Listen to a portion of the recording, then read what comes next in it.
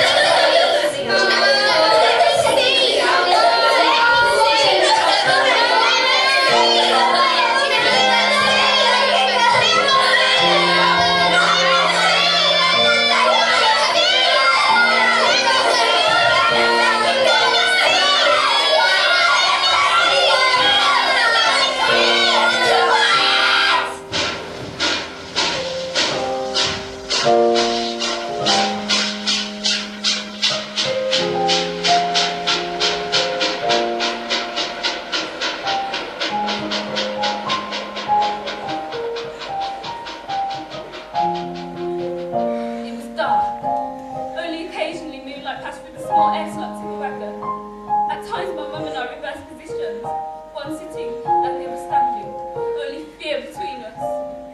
I rested my head on my bent knees and tried to sleep. As we snaked through the countryside, the train swerved and rolled. All that we'd been deprived of before was mine compared to his. There seemed no buttons for our bits. I tried to move to the window to get air, but it was impossible. At dawn I tried again. Our biggest dilemma was satisfying our physical needs.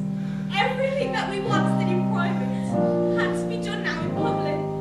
Our seaports became chamber huts. We tried to dispense with the excrements through the wide windows, but were unsuccessful. Our car began to smell like an outhouse. By midday, in the heat, it got even worse. Should I eat now, or save the bread for later? This was a constant inner debate. By this time, thirst parched our food. Our cries for water did not let up. Water! Water! Someone dared to say to a passing guard. Shut your mouth, he replied. I promised myself then that if I ever got the chance, I would immerse myself in water. It was our second day. This should have been the end of our trip. Our hunger and thirst had become intense, and our rations were gone. One man asked the guard who had been taken. I don't know, he answered in his twisted German. I reached into my pocket, hoping to find some crumbs. Found nothing. We hoped this travelling purgatory would soon end. People started to pull out the barbed wire and jump through those little windows.